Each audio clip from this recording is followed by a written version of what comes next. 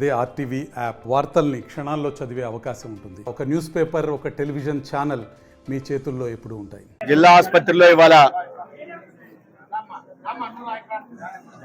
పర్యటించి ఇక్కడ ఉన్న కొరతలు డయాగ్నోస్టిక్ ఎక్విప్మెంట్ పరంగా కానీ, సిబ్బంది పరంగా కానీ, మౌలిక సదుపాయాల కల్పన పరంగా కానీ గౌరవ శాసనసభ్యులు వరదరారెడ్డి గారితో కలిసి సమీక్ష నిర్వహించడం జరిగింది. సిబ్బందికి సంబంధించి అనేక కొరతలు ఉన్నాయి. సివిల్ అసిస్టెంట్ సర్జన్ల కొరత, ముఖ్యంగా నర్సింగ్ స్టాఫ్ కొరత ప్రధానంగా ఉన్నట్లుగా సమీక్షలో తెలిసింది. ఇది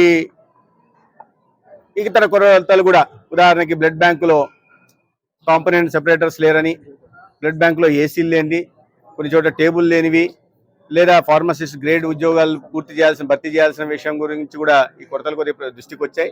వీటి మీద ప్రధానంగా మెడికల్ కళాశాల గురించి ఇక్కడ ప్రజల చిరకాల వాంఛ.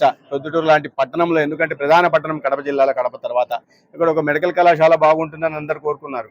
ఏ రకంగా చూసినా కూడా పట్టణ సైజును బట్టి కానీ, జనాభా దృష్ట్యా కానీ, ఇతర మౌలిక సదుపాయాల కల్పన దృష్ట్యా కానీ, ఇతరత్ర విద్యా సంస్థల విషయంలో కానీ ఏ రకంగా చూసినా ప్రొద్దుటూరు మెడికల్ కాలేజీకి ఒక అనువైన ప్రాంతంగా ఉండేది.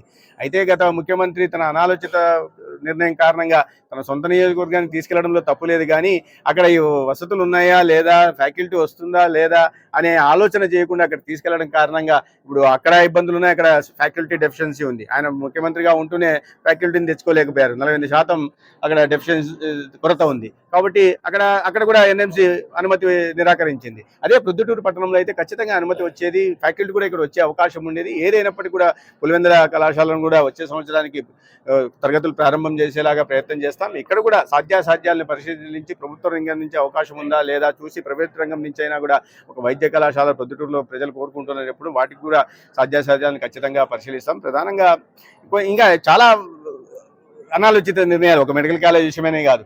ఇప్పుడు డ్రగ్ కంట్రోల్ అడ్మినిస్ట్రేటివ్ ఆఫీస్ ఉండేది, ప్రొద్దుటూరులో ఉండేది. జిల్లా వేడైన తర్వాత రాయచోటికి వెళ్ళిపోయింది, అది పులివెందులు వేసేలా. ప్రొద్దుటూరులో 450 మెడికల్ షాపులు కానీ, 150 హోల్సేల్ షాపులు కానీ ఉన్నాయి. పులివెందులో 100 మాత్రం ఉన్నాయి. అంటే ఔచిత్యం ఏంటి? దానివల్ల ప్రజలకు ఉపయోగము ఏంటి? మామూలు సామాన్య ప్రజలకు ఉపయోగంలా.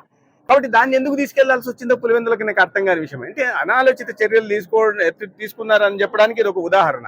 కాబట్టి మళ్ళీ దాన్ని కూడా పరిశీలిస్తాం. ఎందుకంటే ప్రొద్దుటూరులో ఎంతమంది ఉన్నారు, చుట్టుపక్కల కేంద్రం ఏ రకంగా చూసినా ప్రొద్దుటూరు కేంద్రం అవుతుంది. ఇటు జమలమూడి వాళ్ళకి కానీ, ఇటు కమలాపురం వాళ్ళకి కానీ, లేదా ఇటు మైదుకూరు వాళ్ళకి కానీ, ఇటు వాళ్ళందరికీ కూడా ఇక్కడ drug control administrative building office ఇక్కడ ఉంటే వాళ్ళకి అనువుగా ఉంటుంది, సౌలభ్యంగా ఉంటుంది. కానీ పులివెందులో పెట్టడం వల్ల ప్రజలకు లాభం లేదు, మిగతా వాళ్ళందరినీ కూడా ఇబ్బంది పెట్టడం అవుతుంది. ఇటువంటి అనాలోచిత మరిన్ని వీడియోస్ కోసం ఛానల్ ని సబ్స్క్రైబ్ చేయండి. లేటెస్ట్ అప్డేట్స్ కోసం వాట్సాప్ ఛానల్ ని ఫాలో చేయండి. అండ్ లింక్ డిస్క్రిప్షన్ లో ఉంది.